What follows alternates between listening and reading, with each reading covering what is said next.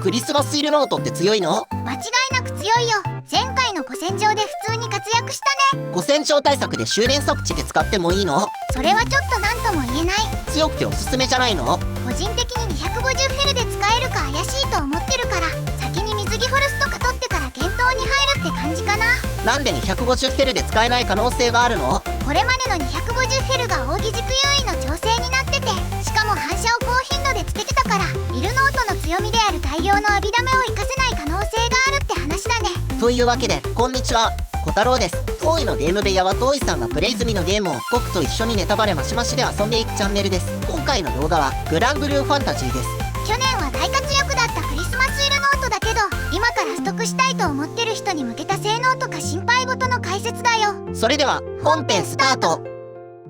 チャンネル登録1400人ありがとう。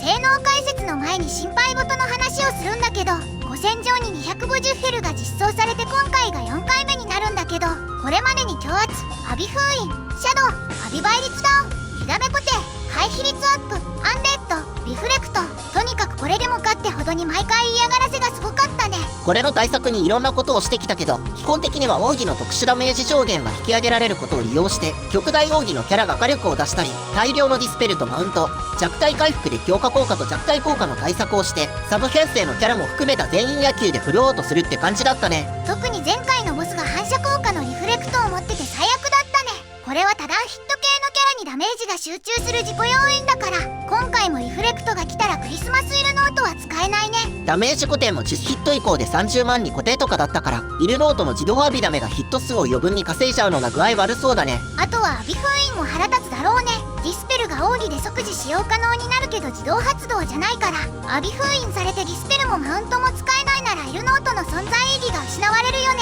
つまりボスのギミック次第で活躍するかどうかが大きく変わるからおすすめしにくいんだね。だけど200ヘルならいけるような気もするから、持ってるなら一旦ディスペルとマウントのできる火力要因で編成に入れたいよね。性能自体は古戦場向きだから刺されば活躍するよね。もし水着フォルスを持ってないならホルスの方が使える場面が多すぎるから、個人的には水着フォルスを優先すると思うな。それじゃあ心配事の話はここまでにして性能を振り返っていこうか。まず1アビはマウントとデバフがセットになったダメージアビだね。最大3回分重ねることができて回復されないデバフなのが古戦場向きで偉いよね。そしてクリスマスピースが7個の時は全体にマウント効果1回だね。クリスマスピースはサポ浴びの効果だったね。それじゃあサポ浴びを先に見ておこうか。まずクリスマスピースは光キャラがダメージ浴びを使うことで1つ追加されて、素早く最大の7個にするのが基本だね。クリスマスピースの数で自分の攻防と連撃率、ダメ上限が上がる効果があって、さらにピースの数に応じて光キャラの通常攻撃時に浴びダメが自動発動だね。最大4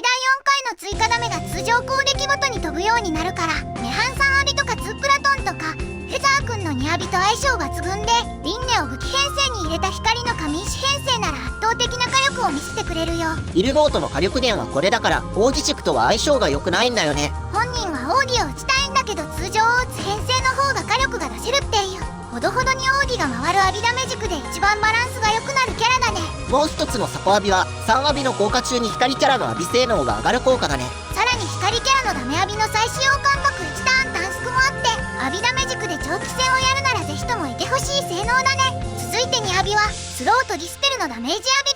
最近は古戦場ボスの CT 技を抑制する意味でスローがかなり注目されてるよね。しかもクリスマスピース7個なら2回発動で本当に古戦場向きだね。再使用間隔8ターンは奥義で解決するから何の問題もないよ。そして3浴びは再使用不可のダメージ浴びで自分にドープ効果をつけて光属性の浴び性能アップのサポ浴びを発動。そしてダメージはバトルメンバーのダメージ浴びの数で攻撃回数が増えて最大10回になるよ。1回しか使えないけど1ターン目から使うこともできる超火力のダメージ浴びだね。バブさん召喚とかで半1浴びとかも乗せて爆撃すると短期で使えるよね。シンプルに火力が出るから気持ちいいよね。そして奥義は1浴びと2浴びが即時使用可能に。シンプルで強い。これのおかげで2連ディスペルと2連スロー、高頻度のマウント張り直しができるってことで古戦場向きの性能してるよね。欲しい要素をかなり持ってるから普通に今回も使えそうだけどね。多段浴びダメが許されるかどうかでクリスマスイルノートの明暗が分かれるね。許されるかな。超個人的な願望権予想だけど、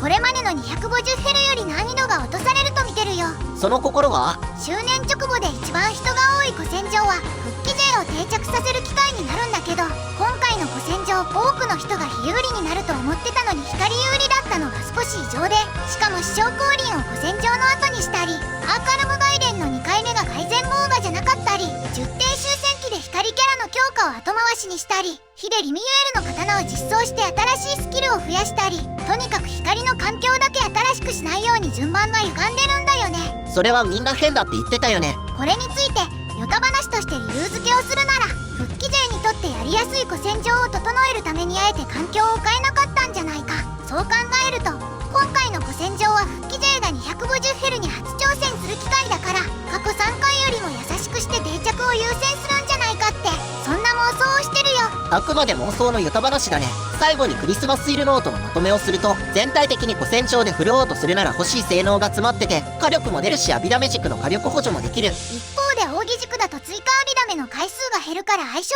がいいとは言えない。あと奥義でアビリティが再使用できるようになるけど、自動発動じゃないからアビ封印には要注意。もし水着ホルスとか高難易度で必要な光の季節限定が揃ってるなら、周年作地家の候補には入るけど古戦場で活躍する保証はできない。そして水着ホルスを持ってないなら水着ホルスを優先するべきだね。あとはよく考えて自分で決めてねって感じ。というわけでクリスマスイルノートはおすすめかどうかの動画でした。高評価忘れずに押していってね。コメントはコミュニティ投稿の方によろしく。今回の動画はここまで。次回へ続く。